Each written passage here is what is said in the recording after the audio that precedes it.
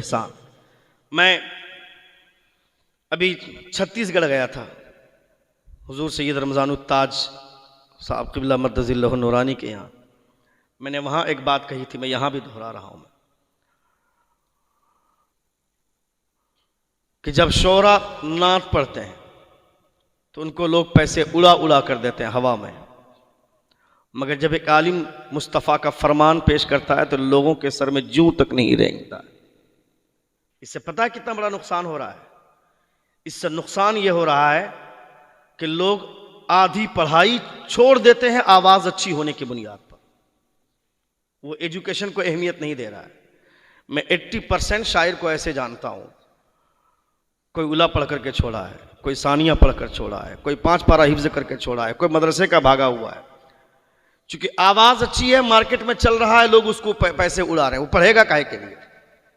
मगर एक आलिम बैठ करके बुखारी शरीफ की हदीस सुनाएगा, मुस्लिम शरीफ की हदीस सुनाएगा और हमको 1 रुपया मेरी जेब से नहीं निकलता है, तो आने वाला कल्चर कितना खतरनाक आएगा। बच्चे पढ़ना नहीं चाहेंगे, आलिम बनकर क्या फायदा होगा?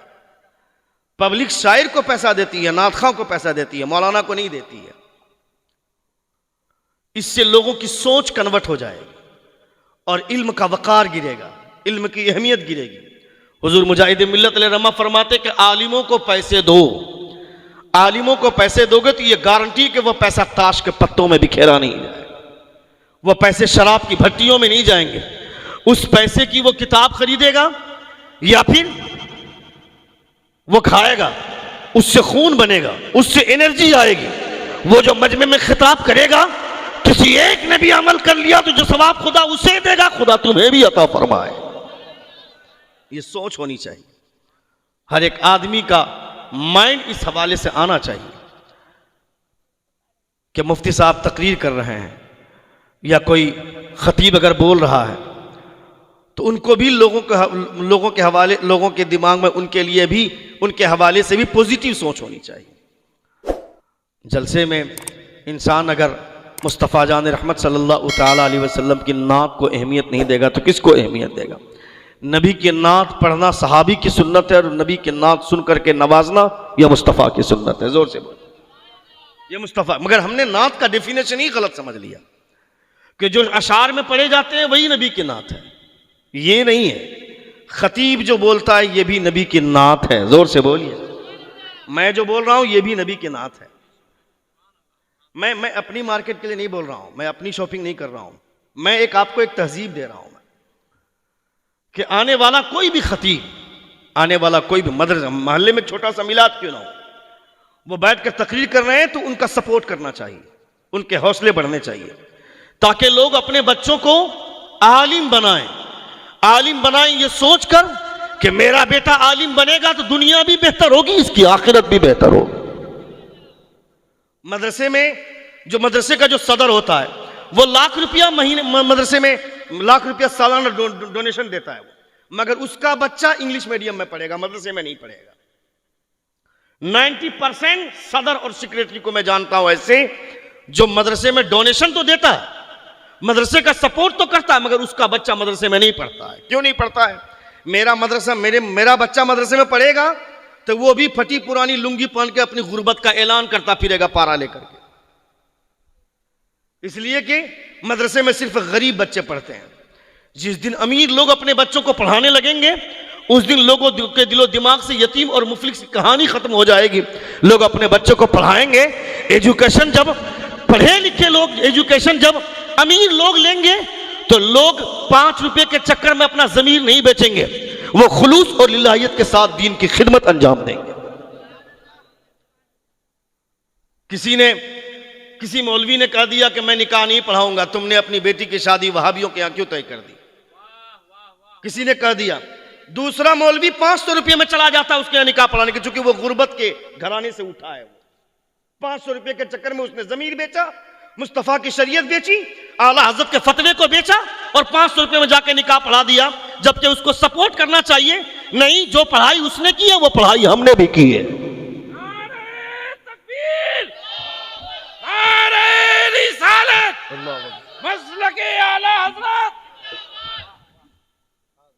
ये होना चाहिए हमारे समाज में।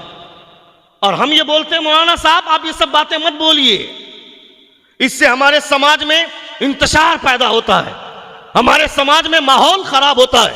मैं कहता हूं जालिम, जो मसला तुम्हारे मुफ्ती ने बताया है ये तो मुस्तफा ने मस्जिद नबवी में खड़ा होकर के बयान किया है, तो ये बोल दिए तो गलत क्या हुआ? सपोर्ट करना चाहिए, क्योंकि हम नहीं सपोर्ट करते हैं, इसलिए हमारे उलमा, ये तो अंग्रेजों की बहुत बड़ी चाल है, ये बहुत बड़ी राजनीति, एक बहुत बड़ा राज इसके पीछे है। बता दूं मैं, सुनेंगे थोड़ी देर। अंग्रेजों ने सोचा कि इस्लाम को कमजोर कैसे किया जाएगा, इस्लाम को कमजोर करना बहुत जरूरी है। अंग्रेज कोई ख्वाब देखता है 50 साल पहले, 100 साल के बाद उसकी ताबीर क्यों नहीं नजर आती है, मगर ख्वाब देखना नहीं छोड़ते हैं वो लोग, ये उनका कल्चर है। हम लोग क्या देखते हैं, रात में ख्वाब देखो तो सुबह रिजल्ट मिलना चाहिए, एक इम्तिहान आज लिखो कल रिजल्ट मिलना ही चाहिए, मगर वो लोग रिजल्ट बहुत बाद में इंतजार करते हैं। उसने सोचा कि इस्लाम कमजोर करना होगा, इस्लाम को कमजोर करोगे तब दुनिया में पनप पाओगे। बैठक हुई, प्लान हुआ, इस्लाम को कमजोर करने के लिए पहले देखो कि इस्लाम की मरकजी जगह क्या है। गौर किया तो इस्लाम की मरकजी जगह दो हैं, एक मस्जिद दूसरा मदरसा। जोर से बोलिए, जोर से बोले, एक मस्जिद दूसरा मदरसा, ये मरकजी जगह है। अगर इस्लाम को कमजोर करना है तो मस्जिद और मदरसे को कमजोर करना होगा। मस्जिद और मदरसे को कमजोर करने का मतलब दीवार कमजोर करना नहीं, छत कमजोर करना नहीं। उन लोगों ने गौर किया कि मस्जिद और मदरसे में उलमा का इख्तिदार छीन लिया जाए। आज से 100 साल पहले मस्जिद का मुतवल्ली आलिम होता था, मस्जिद का सेक्रेटरी आलिम होता था, मस्जिद का खजांची आलिम होता था। आज से 100 साल पहले मदरसे का सदर आलिम होता था, मदरसे का सेक्रेटरी आलिम होता था, मदरसे का खजांची आलिम होता था। आज जो सबसे बड़ा चोर वो सदर, सबसे बड़ा डाकू खजांची, सबसे बड़ा फराड सेक्रेटरी। इसलिए इस्लाम कमजोर हो गया। जब कोई आलिम मेहराब पे खड़ा होकर बोलता है 1 दिरहम के बराबर सूद खाना अपनी माँ के साथ ज़िना करने के बराबर है, तो वो जाहिल मुतवल्ली खड़ा होकर बोलता है आपने इतनी बात इस मस्जिद में, खराब बात मस्जिद में कैसे कर दी? मैं कहता हूं जालिम, ये मसला मुस्तफा ने मस्जिद नबवी में बताया था। जब वहां बताया जा सकता है तो यहां कैसे नहीं बताया जा सकता? अल्लाह रब्बुल इज्जत हमारी इस्लाह फरमाए। मुझे नहीं मालूम कि यहाँ का सदर, ये तवज्जो आप गौर करें, मैंने यहाँ के बारे में जानबूझकर नहीं कहा है। मुझे नहीं पता कि यहाँ कौन है, कैसा है, कैसा नहीं। मैं समाज की बात कर रहा हूँ, तहजीब की बात कर रहा हूँ, वरना कहीं ऐसा ना हो कि रिएक्शन हो जाए। अभी 2 साल लॉकडाउन से पहले, हजरत लॉकडाउन से पहले मैं रामपुर हाट इलाके में एक प्रोग्राम में गया था। मैंने, चूंकि हालात इतने संगीन है आज की तारीख में, आदमी रात भर बीवी का पांव दबाता घर में, सुबह आकर इमाम को पूछता फजर में कहां थे। जो कभी अपनी बीवी के सामने ऊंची आवाज में बात नहीं करता, वो इमाम को आकर लहजा दिखाता है। मैं तुम्हें पालता हूं जालिम, तुम नहीं पालते हो। उलमा की बरकतों से तुम्हारे घर में अनाज आता है। हुजूर फरमाते हैं, मुस्तफा फरमाते हैं कि मछलियां पानी की तह में और चींटियां अपनी सुराखों में इन उलमा के लिए मगफिरत की दुआएं करती हैं। क्या जरूरत पड़ी है मछलियों को, क्या जरूरत पड़ी चींटियों को कि उलमा के लिए मगफिरत की दुआ करें? चींटियां जानती हैं कि अगर मेरे सुराख में नमी है तो बरकतें उलमा की। मछलियां जानती है कि मैं अगर पानी में आबाद हूं तो बरकतें इन उलमा की। मगर हमको यह समझ में नहीं आता है, हम ये सोचते हैं कि मैं पालता हूं। नहीं, आप पाले जा रहे हैं, यह एहसास होना चाहिए। मैंने तकरीर कर दिया समाज के हवाले से, सदर सेक्रेटरी के हवाले से, चूंकि जो आलिम होता यहां बैठकर मैं शॉर्टकट में जन्नत पहुंचाऊंगा, मेरे बाप की जन्नत है क्या? मैं खुद जन्नत में जाऊंगा कि नहीं कोई गारंटी नहीं। मैं तुमको जन्नत कैसे पहुंचा सकता हूं? मैं जन्नत की सर्टिफिकेट तो वो देगा जो जन्नत का मालिक होगा। जन्नत के मालिक मेरे मुस्तफा है। जोर से जोर से जोर से, जन्नत के मालिक मेरे मुस्तफा है। जन्नत का बनाने वाला खुदा और जन्नत बांटने वाले मुस्तफा। जिनको नबी ने जन्नत दे दी वो हजरत सिद्दीक अकबर हैं। और सिद्दीक अकबर जमीन से एक तिनका उठाकर कहते हैं तिनका तू मुझसे बेहतर है। पूछ सिद्दीक अकबर से, ए अबू बकर, उमर तुम मुझसे बेहतर नहीं, उस्मान आपसे बेहतर नहीं, हजरत अली आपसे बेहतर नहीं, तिनका कैसे? हजरत अबू बकर फरमाते हैं ए तिनका तू मुझसे बेहतर है, इसलिए कि कयामत के दिन खुदा मुझसे हिसाब लेगा, तुझसे हिसाब नहीं लेगा। मुझको कह दिया पता नहीं किसने कि तू जन्नती है, हम खुश हो गए। हुजूर आला हजरत के वालिद गिरामी अल्लामा नकी अलैहिर्रहमान ने तफसीर अलम नशर के शुरू में कहा है, आपने लिखा है कि जहां का आलिम, जहां का मौलवी सिर्फ खुदा की रहमत की बात करता हो, खुदा की जन्नत की उम्मीद दिलाता हो, वहां के लोगों को बहकाने के लिए शैतान की जरूरत नहीं है, वो आलिम ही काफी है। हमने तुमको तबाह कर दिया। यहां मेंबर से बैठ कर जन्नतें इतनी बांटी हमने, इतनी बांटी कि लोग बदअमल हो गए, बेअमल हो गए। लोगों को लगा कि नमाज नहीं पढ़ोगे फिर भी जन्नत जाओगे, साल में एक मरतबा जलसा करवा लोगे जन्नत चले जाओगे, पता चलेगा। इतनी आसान है क्या जन्नत?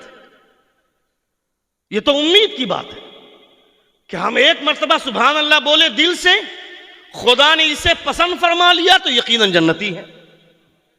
लेकिन एक आलिम दीन बैठ करके यहां खुतबा पढ़ रहा है, हुजूर की हदीस पेश कर रहा है, एक आदमी उठ करके जा रहा है, ये हुजूर की हदीस की जो तौहीन हुई, खुदा ने इसे ना पसंद फरमा लिया तो क्या होगा? आजान हो रही, उसका जवाब तक देने की तौफीक नहीं होती है।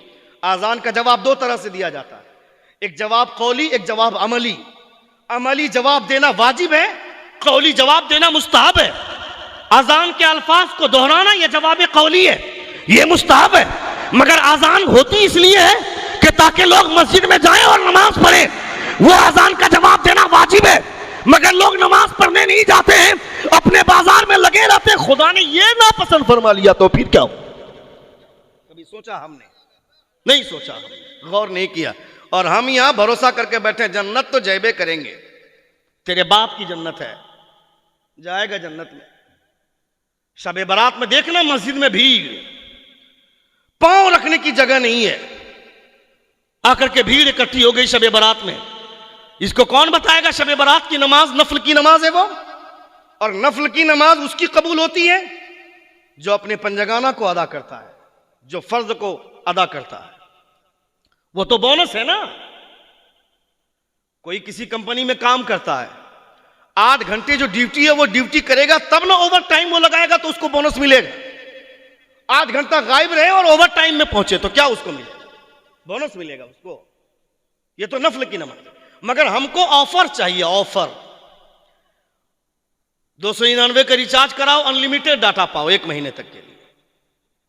100 रुपए का रिचार्ज कराओ, 50 नहीं 150 का टॉक टाइम लो। हमको ऑफर चाहिए। 12 रकअत पढ़ेंगे तो 12,000 साल की इबादत का सवाब मिलेगा ना। 12,000 साल की इबादत का सवाब ये तो उन लोगों के लिए जिन लोगों ने अपनी परेशानियां जाहिर की थी कि परवरदिगारा किसी के लिए 600 उम्र, किसी के लिए 500 उम्र, मगर मेरी उम्मत के लिए सिर्फ किसी की उम्र 60, किसी की 70, किसी की 100, किसी को 120, 103, इससे ज्यादा उम्र नहीं किसी की। मुस्तफा जान रहमत की उम्मत को खुदा ने इनाम दिया। मुस्तफा पिछले नबियों की उम्मतियों के लिए उम्रें ज्यादा थी, आपकी उम्मत के पास उम्र कम है। ये एक रात इबादत करेंगे तो 1000 साल की इबादत का सवाब इसको दिया जाए। इसका यह मतलब नहीं कि पांचों वक्त की नमाजें गोल कर दे। न फजर की खबर है, न जोहर का पता है, न असर के बारे में कोई पूछे, न मगरिब की हमें परवाह है, न ईशा के बारे में। यहां से अगर मैं पूछ दूं कितने लोग ईशा की नमाज पढ़ करके आए तो मुझको लगता है कुछ ही हाथ उठेंगे, कुछ ही हाथ उठेंगे। ये हाल है हमारा। अल्लाह खैर फरमाए। हजरत उस्मान गनी रदी अल्लाह तआला अन्हु को मुस्तफा ने जन्नती कहा। मुस्तफा ने सूरज के निकलने और डूबने में शक हो सकता है, मगर हजरत उस्मान गनी के जन्नती होने में शक नहीं किया जा सकता है, क्योंकि हुजूर ने जन्नती कहा है।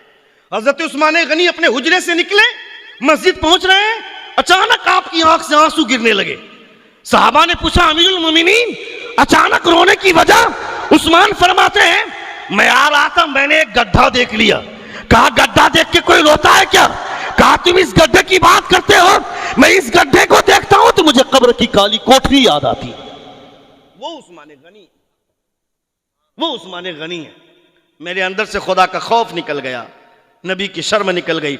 मैं मुंह फाड़े रहूं, खुदा आसमान से रसगुल्ला गिराए, खाए, मजा आए, ऐसे नहीं होता है।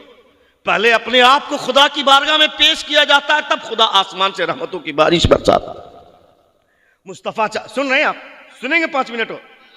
आपने 55 मिनट की गुफ्तगू सुन ली, अल्हम्दुलिल्लाह। 50 मिनट की गुफ्तगू आपने सुन ली, बहुत अच्छा सुन रहे हैं। 5 मिनट और सुने। एक बार जोर से कहें या रसूल अल्लाह, और एक बार कहें या हबीब अल्लाह। हाँ, तो अंग्रेजों ने प्लान यह किया कि उलमा का इख्तिदार छीन लिए जाए, उलमा का पावर छीन लिया जाए। क्या करना है? उसने तहरीक चलाई कि ये जो सदर, सेक्रेटरी, खजांची, इस पोस्ट पर उलमा है तो उलमा का इख्तिदार छीन लो।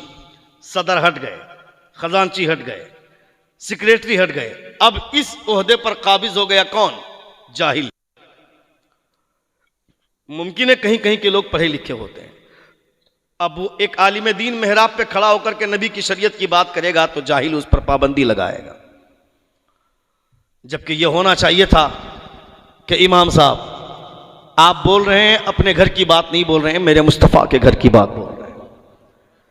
आपको परेशान होने की जरूरत नहीं है, आप हक बोलिए। आप हक बोलेंगे, उसके बाद आप पर कोई वार करेगा तो आपका सीना पीछे रहेगा, मेरा सीना आगे रहेगा। यह हौसला होना चाहिए, यह तहजीब हमारी होनी चाहिए। मगर हमने उलमा को कमजोर किया। क्या जरूरत थी आपको बोलने की? क्या जरूरत थी? आप ही ठिका लिए क्या समाज को सुधारने का? हाँ हाँ, हमने ठिका लिया। ये जो दस्तार है ये ठिका है, ये सिर्फ कपड़ा समझते हैं आप? ये दस्तार है, ठिका है समाज को सुधारने का। ये जो दस्तार है ये जिम्मेदारी है। आज के बाद ये आवारगी नहीं बचा सकते हैं, जहां तहां जैसे चाहे नहीं खा सकते हैं। अब ये अगर पानी भी पिएंगे तो बैठ कर पिएंगे कि मुझको बैठे हुए देख करके मेरे सामने वाले लोग भी बैठ करके पिएंगे। ये जिम्मेदारी है। इसलिए कि जब आदमी इस लायक हो जाता है तो उसके सर पे दस्तार बांधी जाती है कि अब तक तुम वहां खड़े होते थे जहां नबी के सहाबा खड़े होते थे, और अब तुम वहां खड़े हो गए जहां मुस्तफा खड़े हुआ करते थे। ये शान हो गई इनकी। अभी मैंने सुना कि ये मेहराब भी सुनाएंगे, तरावी भी सुनाएंगे। हो गए नहीं इस लायक जहां मुस्तफा खड़े होते थे वहां। ये अलग बात है कि कोई चाहे जिस बुलंदी पर भी पहुंच जाए, मुस्तफा का स्टेटस नहीं पा सकता है। शागिर्द उस्ताद का स्टेटस नहीं पा सकता है तो हम लोग क्या है? हजरत इमाम आजम अबू हनीफा रज़ियल्लाहु ताला अन्हु के शागिर्द खास हजरत इमाम मोहम्मद फिक्र के बहुत बड़े इमाम है। सुन रहे हैं आप? बताऊं मैं? हजरत इमाम आजम अबू हनीफा के शागिर्द इमाम मोहम्मद अचानक एक दिन मसनद पे आके बैठ गए इमाम मोहम्मद। हर एक का एक अपना प्रोटोकॉल है। इमाम मोहम्मद मसनद पे बैठ गए जहां पे इमाम आजम बैठ के पढ़ाते थे। आ गए, पूछ दिया यहां कैसे बैठ गए? कहा बैठ गया, तबीयत चाहिए बैठ गया। कहा यहां बैठने के लायक हो गए? कहा आपकी दुआ से हो गया। इमाम मोहम्मद से इमाम आजम अबू हनीफा फरमाते हैं, अगर तुम अपने आप को इस लायक समझते हो कि तुम यहां बैठने के लायक हो गए हो तो बताओ नमाज की इब्तदा, नमाज की शुरुआत फर्ज से होती है सुन्नत से? इमाम मोहम्मद फरमाते हैं फर्ज से। कहा गलत। कहा सुन्नत से। कहा गलत। कहा सही जवाब क्या है? कहा नमाज की शुरुआत फर्ज और सुन्नत दोनों से होती है। अल्लाहू अकबर बोलना फर्ज है और हाथों को कानों की लौ तक ले जाकर नाक के नीचे बांधना ये मुस्तफा की सुन्नत। कदमों में गिरते इमाम मोहम्मद फरमाते हुजूर आज पता चल गया, शागिर्द चाहे जिस ऊंचाई पर भी पहुंचे उस्ताद के कदमों के धूल की बराबरी भी नहीं कर सकता। ये उस्ताद की हैसियत, ये शागिर्द का स्टेटस है। मैं तो जहां जाता हूं अपने असातिज़ा से बोलता हूं, मदरसे में के मुदर्रिसीन से बोलता हूं, जब आप पढ़ा लें, बच्चे जब उठ जाए, दरसगाह का वक्त खत्म हो जाए तो अपना मसनद और अपना गद्दा, अपना डेस्क को उठा करके साइड करवा दें, वरना खाली वक्तों में बच्चे बैठते हैं उस पर। बच्चे बैठकर मोबाइल चलाते हैं। ये अदब के खिलाफ है, ये तहजीब के खिलाफ है। वो बच्चा हाफिज तो बन जाएगा मगर इल्म का नूर उसके सीने में नहीं आ पाएगा, जो उस्ताद का बेअदब होगा। हर एक का एक अपना प्रोटोकॉल है, हर एक की अपनी एक हैसियत है। अल्लामा अरशदुल क़ादरी अलैहि रहमा फरमाते जब किसी को भेजते थे कहीं का इमाम बनाकर तो 3 जिम्मेदारियां देते थे अल्लामा अरशदुल क़ादरी कि 3 नसीहत पर अमल करोगे तो तुमसे मुसल्ले इमामत कोई छीन नहीं पाएगा। पहली नसीहत फरमाते थे कि वक्त से पहले, जमात का वक्त होने से पहले आकर मुसल्ले पे बैठ जाना, पब्लिक तुम्हारा इंतजार ना करे, तुम लोगों का इंतजार करो। तुम्हारे तकवा का रोब लोगों के सीने में बैठेगा तो लोग तुमको देख नहीं पाएंगे, नजर से नजर नहीं मिला पाएंगे, इतना रोब तुम्हारा छाएगा तुम्हारे तकवे की वजह से। रोब तकवे का ही आता है, इल्म का बाद में आता है। सुन रहे हैं? दूसरी नसीहत फरमाते थे कि तुम्हारे कमरे में कोई सदर आए या सेक्रेटरी आए या खजांची आए या वक्त का कोई कितना बड़ा सेठ आए, वो तुम्हारे बिस्तर पे ना बैठे हो, और जहां तुम बैठ करके मुताला करते हो वहां पर भी ना बैठे वो तुम्हारी जगह है। उनके लिए अलग से वीआईपी कुर्सी मंगा देना, उस पर बैठाना, मगर तुम्हारी जगह पर ना बैठे, तुम्हारी हैसियत अलग है। ये अल्लामा शुदुल कादी। और हम कहां जाते हैं?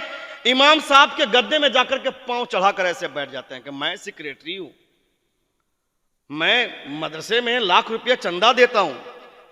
हम लोग जब दुकान में जाते हैं तो जो मेन कुर्सी होती है दुकानदार की, उस कुर्सी पे वही बैठता है, हमारे लिए कुर्सी अलग लगाता है। क्यों? तुम्हारी कुर्सी की अहमियत है, हमारे बिस्तर की अहमियत नहीं है क्या? तुम्हारा प्रोटोकॉल है, हमारी कोई हैसियत नहीं है क्या? दुनिया में अगर आलिम की हैसियत नहीं है तो किसी की हैसियत नहीं है। क्योंकि हुजूर फरमाते हैं मैं तुम में, तुम्हारे दरमियान में उलमा की फजीलत ऐसे ही है जैसे कि मैं तुम पर फजीलत रखता हूं। ये हुजूर फरमाते हैं। और हुजूर आला हजरत फरमाते हैं जो आलिम का गुस्ताख होगा उसको तो दुनिया में ही 2 सजा मिलेगी, आखिरत की बात छोड़ो। जो आलिम का गुस्ताख होगा, हुजूर आला हजरत फरमाते हैं कि जो आलिम का गुस्ताख होगा दुनिया में ही 2 सजा उसको मिलेगी।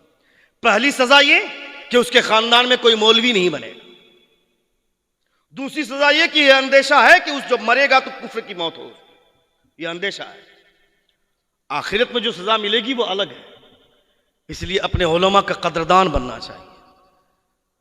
आज हम कमजोर हो गए ना, इतने कमजोर हो गए कि मैं सदर सेक्रेटरी नहीं बदल सकता हूं, मगर सदर सेक्रेटरी अपने कपड़ों की तरह इमाम बदल सकता है। एक कपड़ा वो साल भर पहनेगा, मगर एक इमाम के पीछे साल भर नमाज पढ़े कोई गारंटी नहीं।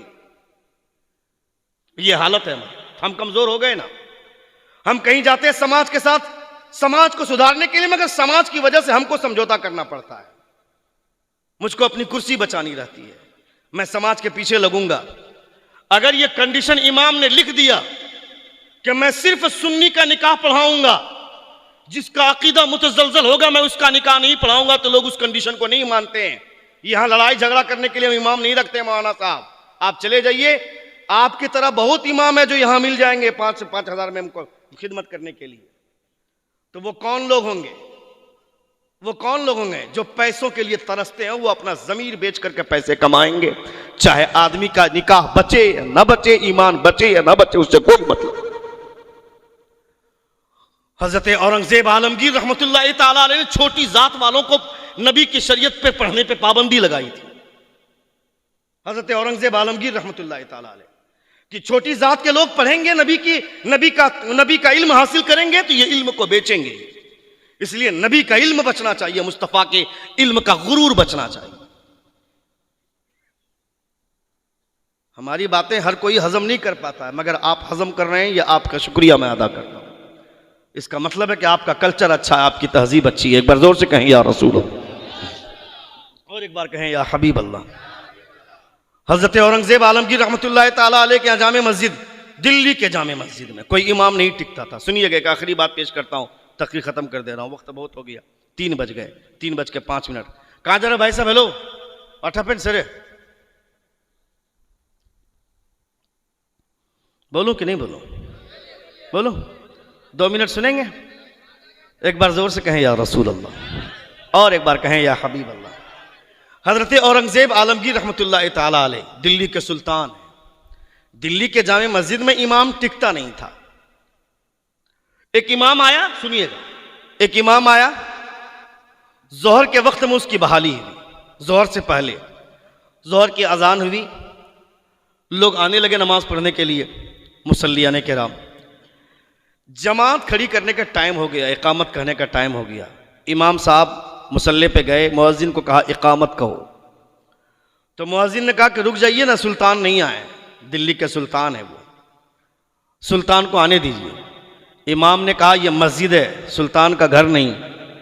जोर से जोर से जोर से, ये मस्जिद है, यहां का सुल्तान कोई और नहीं, मेरा परवरदिगार है। यहां औरंगजेब की नहीं चलती है, यहां औरंगजेब के पद को पैदा करने वाले खुदा की चलती। तबारकल्लज़ी बियदिहिल मुल्क व हुवा अला कुल्लि शैइन कदीर। कौन है सुल्तान? या माशरल जिन्नि वल इंसी इन इस्ततातुम अन तनफुदू मिन अख्तारिस समावाति वल अर्द फनफुदू ला तनफुदून इल्ला बिसुल्तान। ए जिन्नात और इंसान के गिरोह, कहां भाग कर जाना चाहेगा? मेरी जमीन छोड़कर भागेगा, मेरा आसमान छोड़कर भागेगा? जहां जाएगा सुल्तान कोई नहीं, तेरा परवरदिगार है, तेरा सुल्तान, तेरा खुदा। इकामत को, इकामत कहने के लिए खड़े हो गए मुअज्जिन साहब। इकामत कही गई, नमाज खड़ी हुई, सारे मुक्तदियों के रोंगटे खड़े हो गए। शहंशाह औरंगजेब दूसरी रकत में शामिल हुए, नमाज मुकम्मल हुई। शहंशाह औरंगजेब ने नमाज मुकम्मल की, उसके बाद खड़े हुए। लोगों ने सोचा कि इस इमाम साहब ने अपने पांव पे कुल्हाड़ी मारी। अब तक तो इमाम एक महीना नहीं टिकता था, मगर अब आज का इमाम एक वक्त भी नहीं टिकेगा। जोहर पढ़ाया, असर नहीं पढ़ा पाएगा। 5 मिनट रुक जाते तो क्या होता? शहंशाह औरंगजेब आलमगीर खड़े हुए और आप खड़े होकर फरमाते हैं अब तक इमाम टिकता नहीं था, इसलिए कि वो दिल्ली के सुल्तान से डरा करता था, मगर अब जो इमाम आया है वो टिकेगा, इसलिए कि ये कायनात के सुल्तान से डरा करता है। ये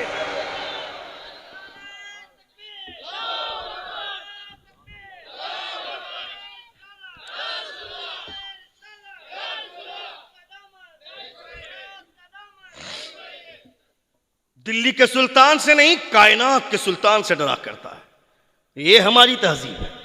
मैं कहता हूं रिस्क का मालिक, कोई जरूरत नहीं सदर सेक्रेटरी की चापलूसी करने की। अब तो इतने कमजोर लोग आ गए इस लाइन में कि सदर के यहां दूध पहुंचाएगा, सेक्रेटरी के बच्चे को स्कूल पहुंचाएगा, स्कूल से लेकर तुम इसके लिए दुनिया में हो क्या? तुम्हारे सर पे दस्तार इसीलिए बांधी गई थी क्या? तुम्हारे सर पे दस्तार इसलिए बांधी गई थी कि वो सदर अगर शराबी हो परसों का तो तेरी एक तकरीर से वो हमेशा के लिए तौबा करके उठना चाहिए था उसको मस्जिद से। ये तुम्हारी तरबियत होनी चाहिए, ये तुम्हारी तहजीब होनी चाहिए, ये तुम्हारी गुफ्तगू का वलवला होना चाहिए। क्योंकि यहां इस मनसब पे ऐसे ही नहीं, कोई सदर बनता है तो 10 लोगों को बिरयानी खिलाकर सदर बनता है, कोई सेक्रेटरी बनता है तो 15 लोगों को ठंडा पिलाकर सेक्रेटरी बनता है, कोई खजांची बनता है तो बिरयानी के प्लेट सजा करके खजांची बनता है। मगर जो इमाम होता है वो बिरयानी खिलाकर नहीं, मुस्तफा का इल्म अपने सीने में बसाकर वो इस लायक हुआ। उसकी कद्र होनी चाहिए, उसकी कद्र मंजिलत होनी चाहिए, उसको अहमियत देनी चाहिए। मदरसे के असातिज़ा जाते हैं डोर टू डोर मांगने के लिए कि हमारे यहाँ जलसा है, 3 बच्चों की दस्तार है, दे दीजिए। चेहरा ऐसा बनाता है, ऐसा बिगाड़ता है जैसे कि उसकी पूरी कायनात मांग ली। शक्ल देखना, सुबह जाओ तो कहेगा शाम में आना, शाम में जाओ तो कहेगा सुबह में आना, काला बैग देख करके जाइए जाइए सुबह में आइए। ये ड्रामा होता है।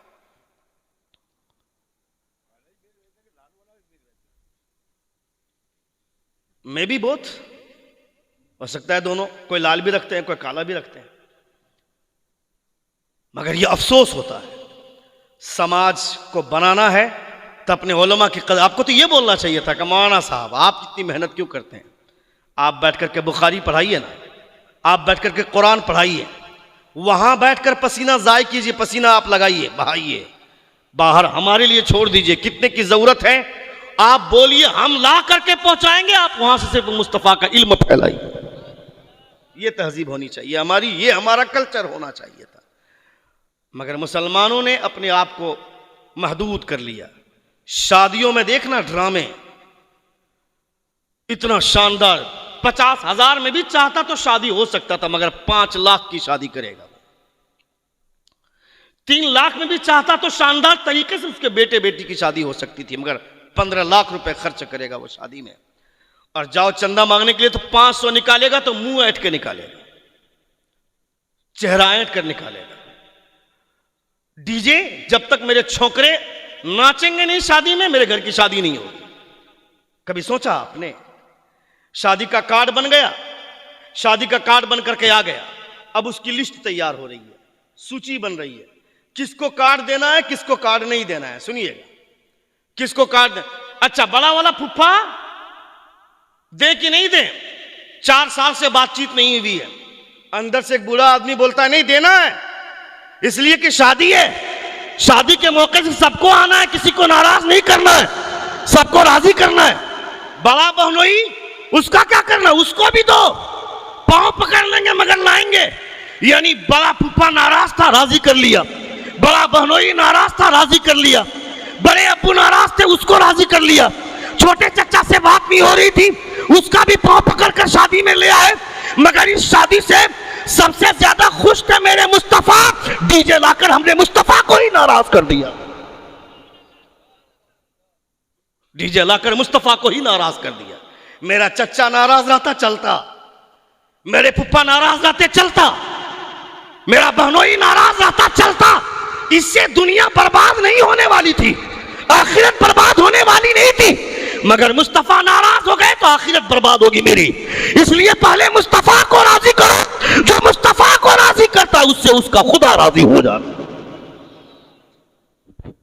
ड्रामा करते हैं मौलाना साहब, अल्लाह अकबर, सुभान अल्लाह,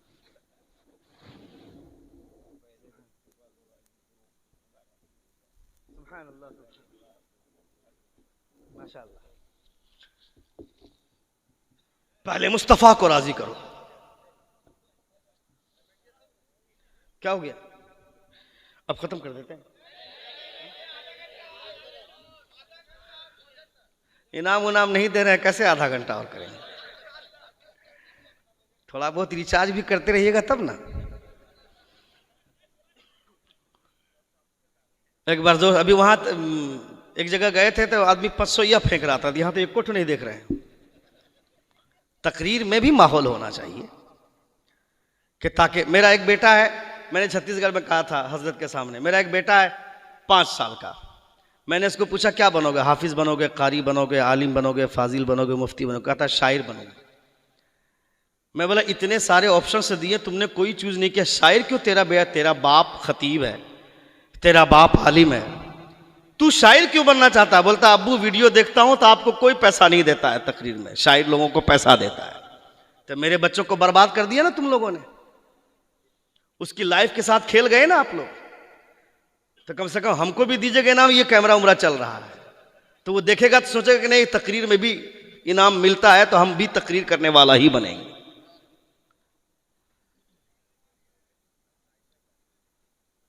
सुभान अल्लाह, अल्लाह सलामत रखे, माशाअल्लाह। एक बार जोर से कहें या रसूल अल्लाह। ये देखिए अल्लामा रोशन ज़मीर साहब क़िबला तशरीफ ला रहे हैं, अल्लाह सलामत रखे। नारा लगा दें एक बार कोई मजमे से।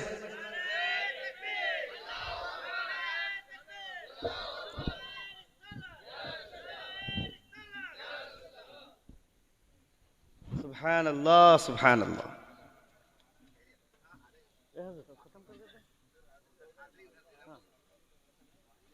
माशाअल्लाह, सुभान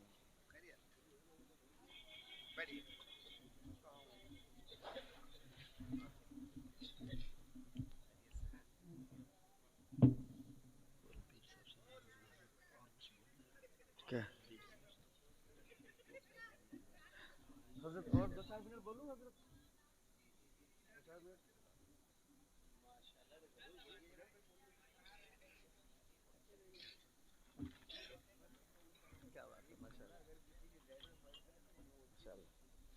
बैठ जाएं, बैठ जाएं। एक बार जोर से कहें या रसूल अल्लाह, और एक बार कहें या हबीब अल्लाह।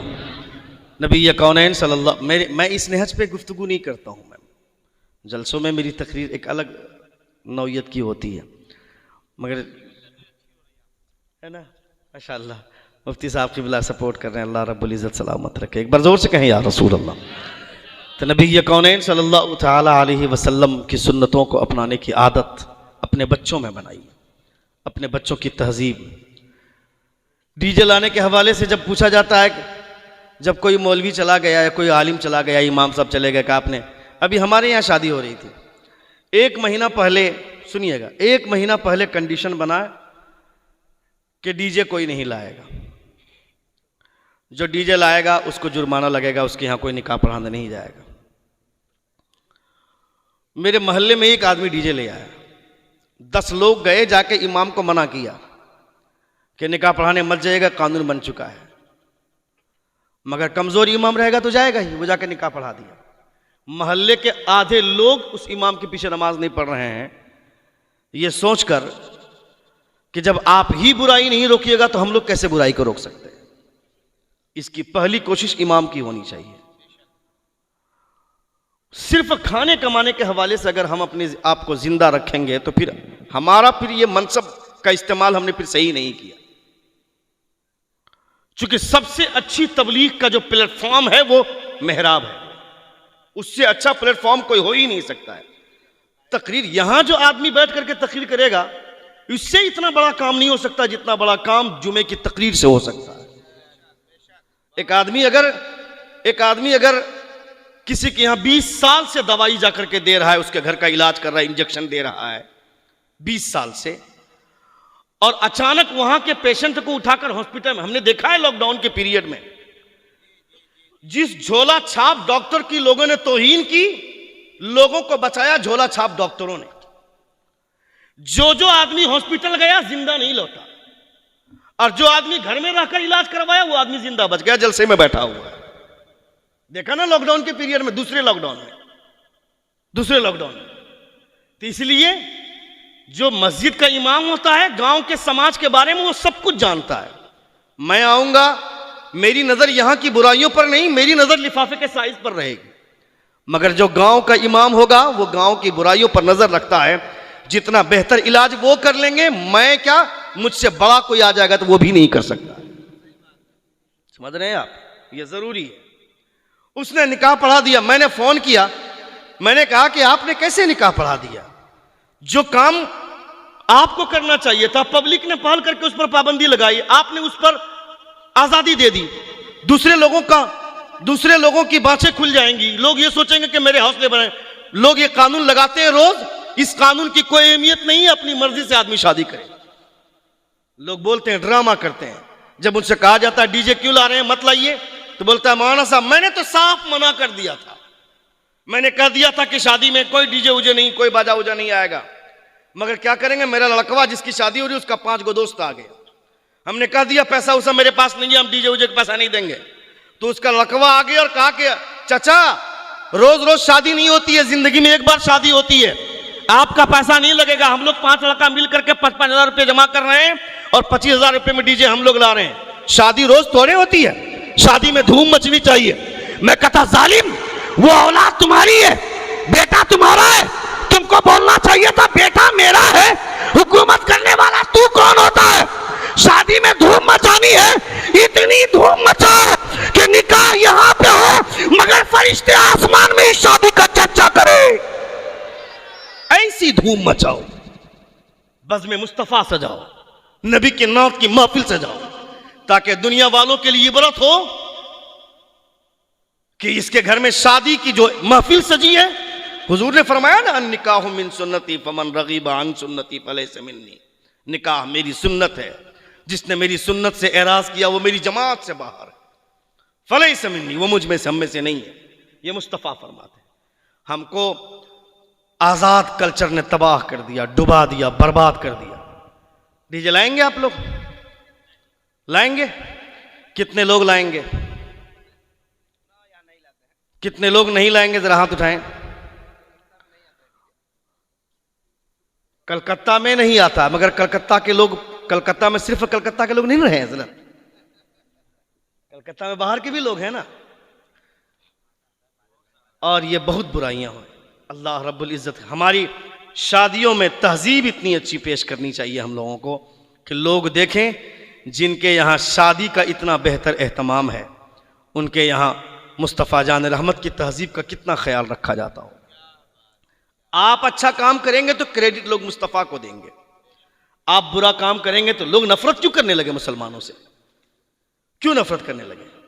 मैं सियासी बात नहीं कर रहा हूं, मैं बोल रहा हूं हमारे कल्चर से लोगों को नफरत हो गई। हम लोग जाते हैं एयरपोर्ट पे, सबसे खतरनाक तरीके से चेकिंग, पूछिए अल्लामा रोशन ज़मीर साहब को, सबसे खतरनाक तरीके से चेकिंग हम लोगों की होती है।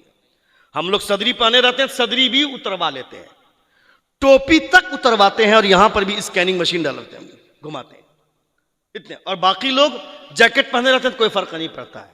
यानी हमसे उसको, जबकि ये तहजीब, जबकि मुस्तफ़ा जान रहमत से कलमा पढ़ने वालों, मुस्तफ़ा जान रहमत के कलमा पढ़ने वालों की जो तहजीब, उससे बेहतर किसी की तहजीब नहीं, किसी की तहजीब नहीं है। एक साहब ईरान गए और ईरान में जाकर के एक मुसलमान के सामने बटुआ गिरा दिया। मुसलमान ने देखा बटुआ गिरा हुआ है, नहीं उठाया, वो इंसान बटुआ उठाकर फिर दूसरे मुसलमान के सामने गिराया। इस तरह से सुबह से शाम तक तकरीबन 11-15 लोगों को उसने जांचा। उसने कहा कि जिस मुसलमान की सोच इतनी अच्छी हो सकती है, उसके पैगंबर का फरमान कभी बुरा हो ही नहीं सकता। कलमा पढ़ा उसने, कलमा पढ़ा उसने। तो आप अच्छा काम, अभी एक मैंने वीडियो देखा हजरत, एक लड़की तकरीबन 6 साल उसकी उम्र होगी, 6 साल बच्ची को एक साहब ने कहा कि पैसे चाहिए, कहा पैसे दूंगा, हाँ पैसे चाहिए, कहा पैसे दूंगा, एक शर्त है, कहा क्या शर्त है? वो 6 से 7 साल की उम्र की बच्ची है। उस आदमी ने कहा कि पैसे दूंगा, एक शर्त है, कहा शर्त क्या है? कहा कि तुम जो हिजाब पहनी हुआ हिजाब उतार, पैसे दूंगा। उस लड़की का जवाब सुनिए, वो लड़की बोलती है हिजाब उतार दूंगी तो फातिमा मुझसे सवाल करेगी, हिजाब उतार दूंगी तो फातिमा मुझसे सवाल करेगी, उसका जवाब क्या दूंगी मैं? मेरी बेटी अलग कमरे में जाकर के टिकटॉक में वीडियो बनाती है, जुल्फों की नुमाइश करती है। मैं कहता है बेवकूफ लड़की, ये जो जुल्फों की नुमाइश कर रही है, ये जो अपनी खूबसूरती की नुमाइश कर रही है अपने कपड़े को उतार कर, तुमको क्या लगता है 2-4 फॉलोअर्स मिल जाएंगे, 2-4 लाइक्स मिल जाएंगे तो शोहरत पा जाएगी, मशहूर हो जाएगी? कपड़े उतारने की वजह से शोहरत नहीं मिलती है। तुमने नहीं देखा कर्नाटका में मुस्कान नाम की लड़की, जिसने कपड़े उतार कर नहीं, हिजाब के अंदर रहकर खुदा के नाम का नारा लगाया, खुदा ने ऐसी शोहरत दी, दुनिया से मुस्कान का चेहरा नहीं जानती मगर उसका नाम पूरी दुनिया जानती।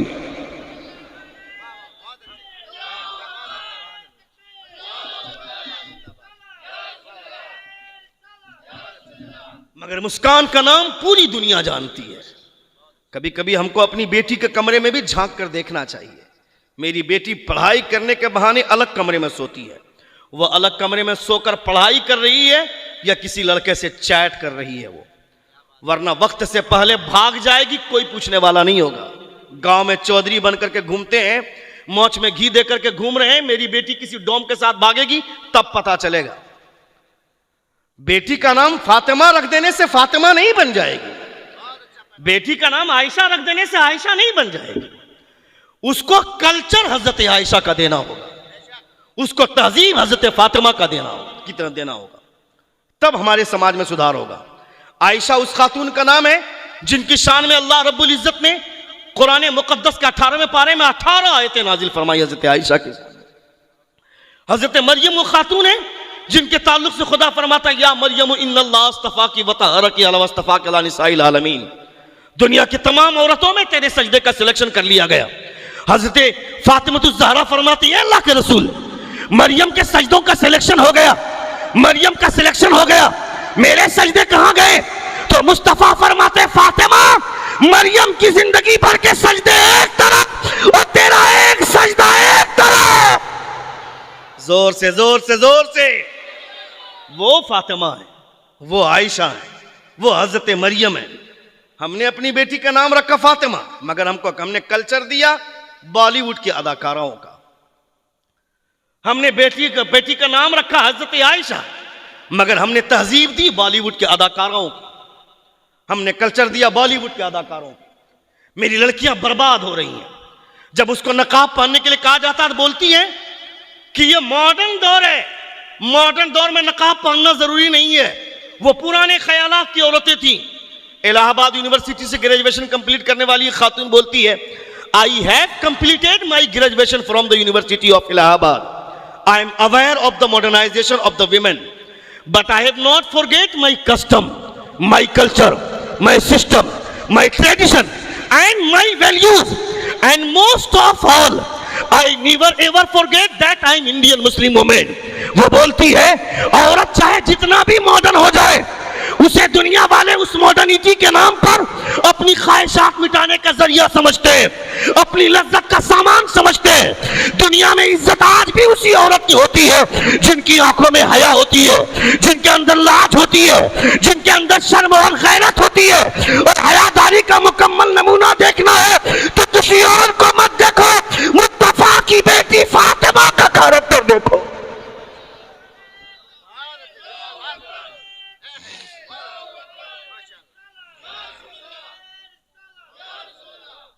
मुस्तफ़ा की बेटी हयादारी का मुकम्मल नमूना।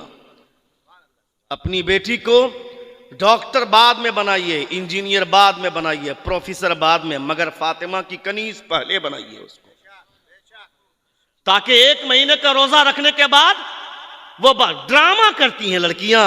ईद की शॉपिंग में देखना, ड्रामा करती हैं, जाती हैं बाजार, बोलती करीना का प्लाजो चाहिए, कैटरीना का शरारा और गरा। कौन है ये कैटरीना? बेहुदा लड़की। कौन है ये करीना? तुमको तो अपने बाप से कहना चाहिए था अब्बा हुजूर। मुस्तफा फरमाते हैं दुनिया की सबसे बुरी जगह बाजार है और दुनिया की सबसे अच्छी जगह मस्जिद है। जब हम मस्जिद में नहीं जा सकते हैं तो बाजार कैसे जाएंगे? इसलिए मैंने 1 महीने का रोजा रखा है, ये रोजा बर्बाद नहीं करूंगी। आप जाइए बाजार, मुझे वो ड्रेस नहीं जो करीना पहनती थी, मुझे वो लिबास चाहिए जो लिबास नबी की बेटी फातिमा पहनती थी। मुझे वो लिबास चाहिए जो लिबास नबी की बेटी फातिमा पहनती थी। सानिया मिर्जा की नथनी चाहिए इसको। वो सानिया जो ये बोलती है कि शादी से पहले मुझको अपने बॉयफ्रेंड के नाइट पार्टनर बनने में कोई हर्ज नहीं है, उसका कल्चर तुमको चाहिए। तुमको तो उसका कल्चर अपनाना चाहिए जो मुस्तफा जान रहमत की बेटी है, जिनके कैरेक्टर का कोई जवाब नहीं है। नबी ये कौनैन सल्लल्लाहु अलैहि वसल्लम की अज़वाज, उन तमाम उम्महातुल मोमिनीन। जिंदगी ने फिर कभी वफा की तो इंशाअल्लाह ताला गुफ्तगू होगी हमारे बोलने में, या फिर कभी इंशाअल्लाह ताला, फिर कभी इंशाअल्लाह।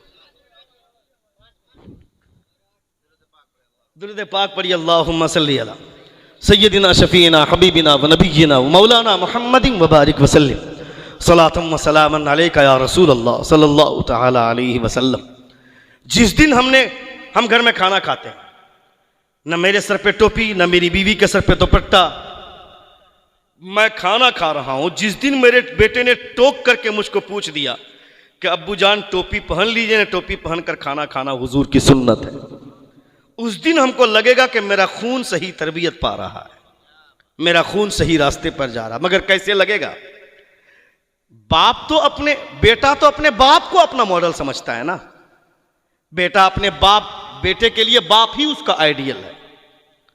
बाप अपनी तहजीब संवारेगा तो बेटा भी तहजीब संवार। हज़रत हुज़ूर सैयदना गौसे आज़म फरमाते हैं तुम्हें मेहनत करने की जरूरत नहीं है, तुम अपना किरदार ऐसा बना लो कि तुम्हारा किरदार नबी के दीन की तबलीग करता रहे। हुज़ूर सैयदना गौसे आज़म फरमाते हैं मैं आज मुसल्ला बिछाऊंगा, नहीं बोलूंगा, कल बिछाऊंगा, नहीं बोलूंगा, 3 हो गए, 4 हो गए, 5 हो गए, एक वक्त ऐसा आएगा खुदा मेरे बेटे के दिल दिमाग में भी कन्वर्जन पैदा करेगा, मेरे बेटे का भी मुसल्ला मेरे बाजू में बिछेगा। क्योंकि मुझको याद है आज से 20 साल पहले की तारीख, 25 साल पहले की तारीख, बहुत पीछे जाने की जरूरत नहीं है। 20 साल पहले मेरा बाप बोलता था रोजा मत रखो, मगर हम कहते थे रोजा रखेंगे। मेरी माँ बोलती थी रोजा मत रखो, मगर हम बोलते थे रोजा रखेंगे। 6 साल की उम्र के बच्चे से पूछ कि रोजा रखने में मजा क्या मिलता है, क्या करना है रोजे में। रोजा कहते किसको है? सुबह सादिक से लेकर गुरूब आफ्ताब तक खाने पीने और अपने आप को जमा से रोके रखने का नाम रोजा है। 6 साल की उम्र में जमा का मतलब वो जानता नहीं है। वो सिर्फ इतना जानता है कि रोजे की हालत में खाना नहीं है, रोजे की हालत में पीना नहीं है, फिर उसको भूखा ही रहना है, प्यासा रहना है। उससे पूछ के भूखा रहने में क्या मजा मिलता है, प्यासा रहने में क्या मजा मिलता है। वो बोल पाए ना बोल पाए, मगर उसका एहसास बोलता है मेरा बाप रोजा रखता है, मेरी माँ रोजा रखती है, मेरा भाई रोजा रखता है, जरूर इसमें कोई मजा होगा, मैं भी रोजा रखूंगा, ताकि जो इनाम खुदा मेरे बाप को अता करता है मुझे भी अता करेगा, ताकि जो इनाम खुदा मेरे बाप को देता है मुझे भी वो इनाम मिलेगा। यानी उस बच्चे का एहसास बोलता है, वरना 6 साल की उम्र में कौन भूखा रहना चाहेगा। यहां आधा घंटा वक्त बढ़ जाए तो लोग बच्चे परेशान कर देते हैं, खाना दो, मगर रमजान में भूखा है वो और परेशान। बाप बोलता है रोजा मत रखो, मगर वो रोजा रखने की जिद करता है। कुछ तो बात होगी ना। यानी घर का माहौल उसको रोजा रखने पर मजबूर करता है। घर में सारे लोग रोजा रख रहे हैं, वो अकेला खाएगा पिएगा तो अच्छा नहीं लगेगा। यानी घर का माहौल उसको रोजा रखने पर मजबूर कर रहा है। इसलिए अगर घर में सारे लोग नमाज पढ़ेंगे तो कैसा कल्चर होगा। मेरे घर में 9 लोग 10 लोग हैं, मगर एक आदमी भी नमाज पढ़ने का आदी नहीं है। यह हमारा तहजीब है, यह हमारा कल्चर है। नबी कौनैन सल्लल्लाहु अलैहि वसल्लम की तालीमात को अपने घरों में लाना बहुत जरूरी है। मुस्तफ़ा जान रहमत की तहजीब अपने अंदर। तकरीर कैसी हुई कैसी नहीं इसके बारे में बात करने की जरूरत नहीं है कि बहुत अच्छी तकरीर हुई या बहुत बुरी तकरीर हुई।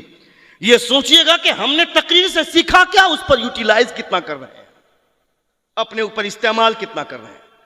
आपके सामने बिस्लरी की बोतल है, आप चाय की दुकान पर जाकर खड़े खड़े चाय पीते हैं, कभी बैठकर चाय पीजिए। कोई आदमी अगर पूछेगा कि बैठकर क्यों पी रहे हो, उसका जवाब देना कि बैठकर पीना मेरे हुजूर की सुन्नत है। आपकी तहजीब की वजह से आपके मुस्तफ़ा जान रहमत सल्लल्लाहु ताला अलैहि वसल्लम के बारे में लोग अच्छा गुमान रखेंगे। एक आखिरी बात सुन लें, एक आखिरी बात पेश कर दूं। एक बार जोर से कहें या रसूल अल्लाह, और एक बार कहें या जी हुजूर। कितने बजे फ्लाइट है? आप बोलेंगे ना, दुआ करेंगे। अस्तगफिरुल्लाह रब्बी मिन कुल्लि ज़ंबिन व अतूबु इलैह। जोर से कलमा